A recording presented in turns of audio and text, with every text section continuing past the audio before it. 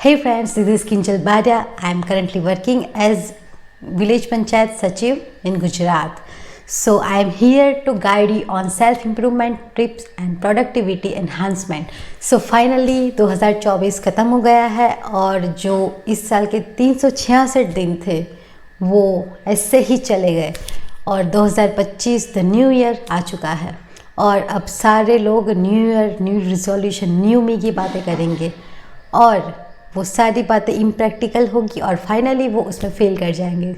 सो आज हम डिस्कस करेंगे how to make 2025 your year and how to become the better version of yourself as compare to the last year. So कई लोग ऐसा बोलेंगे, जो मूवी की बात थी बनी वाली, कि हमें उड़ना है, दौड़ना है, चलना है, बस रुकना नहीं है, और उसको बहुत सारे लोग अलग वे में ले रहे हैं, like you live only once. और उसका जो मीनिंग है, ये जो जेनजी वाली जनरेशन वो अलग से ही निकाल रही है कि हमको तो मज़े करने हैं, लाइफ वापस नहीं मिलने वाली है। बट माय फ्रेंड, यहाँ एक अलग अप्रोच की ज़रूरत है। Yes, you live only once, but that's why you should plan. तो प्लानिंग हर जगह इम्पॉर्टेंट है, क्योंकि योलो ओके। तो आज हम बात करेंगे कि न्यू ईयर रिजोल्यूशंस को प्रैक्टिकली कैसे बनाएं और उसको अचीव कैसे करें, ताकि 2025 को एक आप पॉजिटिव वे में अप्रोच कर सके। और जो साल के अंत में आप हिसाब लगाने बैठते हो कि साल कैसा गया, तो 2025 के एंड में वो एक पॉजिटिव दिखे और जो बैलेंस शीट है वो आपकी अच्छी दिखे। तो उसके लिए जो माइंडसेट है हमारी यंग जनरेशन का, दैट साल तो आते जाते रहेंगे, डिसिप्लिन के चक्कर में लाइफ के मज़े बर्बाद क्यों करें। तो my dear friend, you don't know कि आपके पास कितना टाइम बचा है, वो छोड़ो। आपको वो पता है कि आपके पेरेंट्स, भाई बहन या आपके कोई भी करीबी है, उसके पास कितना टाइम बचा है? No, right?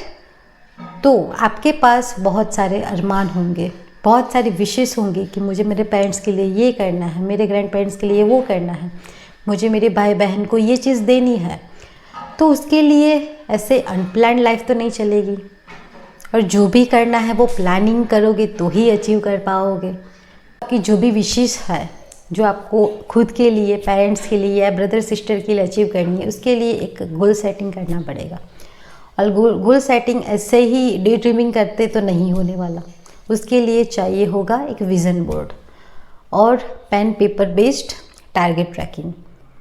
हाँ, ये थोड़ी घिसी पिटी बातें लग रही होगी, बट यही एक प्रैक्टिकल अप्रोच है, क्योंकि जो आप चीज़ देखते हो या लिखते हो वो उसमें एक स्ट्रॉन्ग वाइब इंक्लूड करता है, और उसकी वजह से जो आपकी विश है वो और भी ज़्यादा स्ट्रॉन्ग हो जाती है, और जो मोटिवेशन है वो अंदर से आता है। और जो बाकी की जो आप बातें करते हो कि चार फ्रेंड के साथ बैठ के गप्पे लड़ा रहे हो, यार मुझे तो ये करना है, मैं तो ये उखाड़ लूँगा, वो उखाड़ लूँगा, वो सारी डे ड्रीमिंग वाली बातें हैं, और उससे आप कुछ भी अचीव नहीं करने वाले हो। तो सबसे पहले तो आप एक पेन और पेपर लेके, पॉसिबल हो तो अभी बैठ जाइए, और 2025 के जो मेन आपके टारगेट्स हैं वो लिखिए। लाइक इफ़ आप स्टूडेंट हैं तो आपका मेन गोल होगा कि आपको एग्ज़ाम क्रैक करनी है, या आप बोर्ड स्टूडेंट है तो वो होगा कि मुझे इतने परसेंटेजेस लाने हैं, और या आप गवर्नमेंट एस्पायरेंट्स होंगे तो आपको ऐसा होगा कि मुझे इस साल कोई ना कोई एग्ज़ाम्स क्रैक करनी है और मुझे सिलेक्शन पाके ही रहना है। तो उसके लिए एक विज़न बोर्ड बनाइए, एक फ्लो चार्ट बनाइए ऐसे कि ये साल में मेरी इतनी एग्ज़ाम्स होने वाली है, ये एग्ज़ाम ये मंथ में होगी, प्रीलिम्स, मेंस और इंटरव्यू वॉटएवर। और उसके साथ साथ, क्योंकि ये तो आपके करियर वाला फ्रंट हो गया, बट उसके साथ साथ हेल्थ वाला फ्रंट भी देखना पड़ेगा। लाइक आप पूरे दिन पढ़ते रहोगे या बिजनेस कर रहे हो या स्टार्टअप कर रहे हो तो उसके अंदर इन्वॉल्व रहोगे, बट आपकी बॉडी ही साथ नहीं दे रही और आप फिज़िकली फिट नहीं हो, तो उसका कोई मीनिंग नहीं है। तो उसके लिए एक टारगेट में हेल्थ टारगेट भी होना चाहिए कि डेली में इतनी मिनट्स एक्सरसाइज करूँगा, डेली इवनिंग या मॉर्निंग में मैं वॉक के लिए जाऊँगा। और दूसरी मेन जो थिंग है जो एडल्टहुड में ज़रूरी है, और अभी आप 20+ वाली एज में हो तो भी ये बहुत इम्पॉर्टेंट चीज़ है कि फाइनेंशियल टारगेट सेटिंग, कि आप अभी से इन्वेस्टमेंट स्टार्ट करो और उसके लिए एक टारगेट बनाओ। उसका भी ज़रूरी है, क्योंकि जितना अर्ली एज में आप स्टार्ट करोगे उतना ही बेनिफिट होगा। मैंने भी अपनी कॉलेज के स्टार्टिंग में ही मेरी पॉकेट मनी से थोड़ा थोड़ा SIP स्टार्ट किया था। सो मेरा जॉब नहीं लगा था तब भी मेरे पास अच्छी इन्वेस्टमेंट हो गई थी। तो आप भी अगर 20+ है और पॉकेट मनी, SIP का तो ऐसा भी है कि आप 100 से भी स्टार्ट कर सकते हो। तो एक फाइनेंशियल टारगेट भी होना ज़रूरी है। तो हमने 3 चीज़ें डिस्कस कर ली है, एक स्टडी, बिजनेस या कोई भी जो करियर ओरिएंटेड टारगेट है, दूसरा हेल्थ रिलेटेड टारगेट है, और तीसरा इन्वेस्टमेंट रिलेटेड टारगेट है। और जो चौथा जिसकी बात जनरली कोई नहीं करता है वो है मेंटल हेल्थ रिलेटेड टारगेट, और उसमें आता है रिफ्रेशमेंट टाइम, लाइक फैमिली के साथ टाइम स्पेंड करना। तो उसमें आपको लगेगा कि उसमें कैसे टारगेट्स बनाएं, तो वो भी ज़रूरी है कि आप जो 12 महीने हैं उसमें एक बार तो कोई अच्छी वाली ट्रिप प्लान करें, कि जिससे आपका फैमिली मेम्बर्स का जो बॉन्डिंग है वो बरकरार रहे। क्योंकि सब ये आजकल की जो भागदौड़ है उसमें कोई एक दूसरे के साथ क्वालिटी टाइम नहीं स्पेंड कर पाता, और जो मिनी वैकेशन होता है उससे आप फैमिली मेंटल रिजुविनेशन कर सकते हो, जो मेंटल हेल्थ के लिए और जो रिलेशनशिप के हेल्थ के लिए बहुत ज़रूरी है। और एक आध ट्रिप आप फ्रेंड के साथ प्लान कर सकते हो, तो वो भी आपको एक विज़न बोर्ड में ही इंक्लूड करना है, क्योंकि वो भी बहुत ज़रूरी है। और जो 5th मोस्ट इम्पॉर्टेंट थिंग है सेल्फ इम्प्रूवमेंट टारगेट। तो उसमें आपका जो मेन गोल हो वो कॉन्फिडेंस बिल्डिंग का होना चाहिए, या फिर जो मेंटल फोकस है उसको इम्प्रूव करने का होना चाहिए।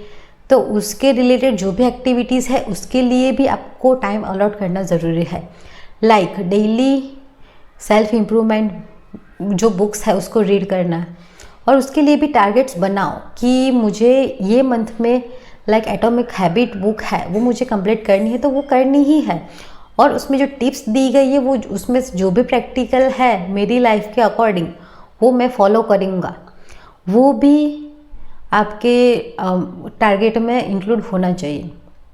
तो ये 5 चीज़ आप इंक्लूड करोगे अपने जो मेन न्यू ईयर रिजोल्यूशन है, तो ही वो उसको 360 डिग्री आप कह सकते हो। नहीं तो बाकी के जो होते हैं generally cliché new year resolution I would say, तो वो प्रैक्टिकल नहीं है और फेल हो जाते हैं कहीं लोग, और उससे मेंटली भी फ्रस्ट्रेट हो जाते हैं, और मेंटल बर्नआउट के बाद तो फिर वो करना ही पॉसिबल नहीं है।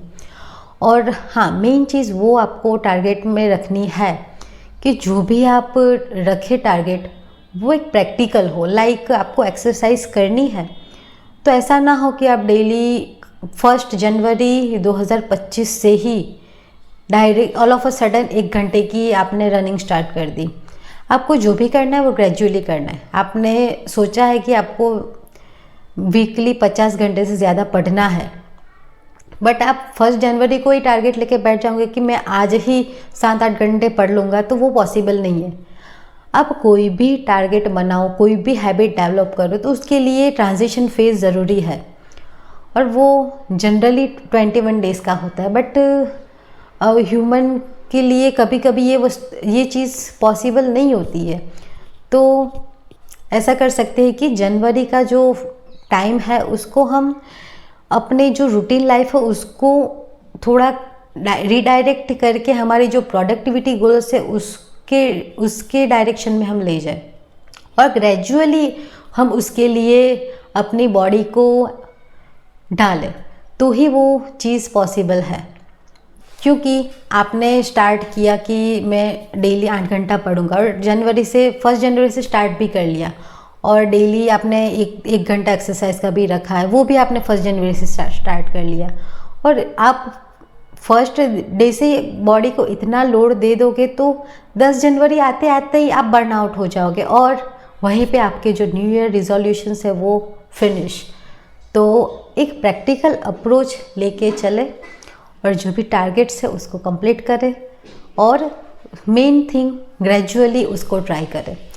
और उसके अलावा कंसिस्टेंसी मेंटेन करना वो बहुत ज़रूरी है। अनअवॉइडेबल सिचुएशंस हो तो आप कभी कभी उसको टाल भी सकते हैं, बट ऐसा ना हो कि वो ब्रेक बहुत ज़्यादा लंबा हो जाए, क्योंकि जितना भी ब्रेक लंबा होगा उतना ही फिर आप उससे दूर जाओगे, क्योंकि ह्यूमनली पॉसिबल नहीं है कि 365 डेज और 24/7 हम खुद को एक परफेक्ट ह्यूमन बीइंग की तरह रख पाए।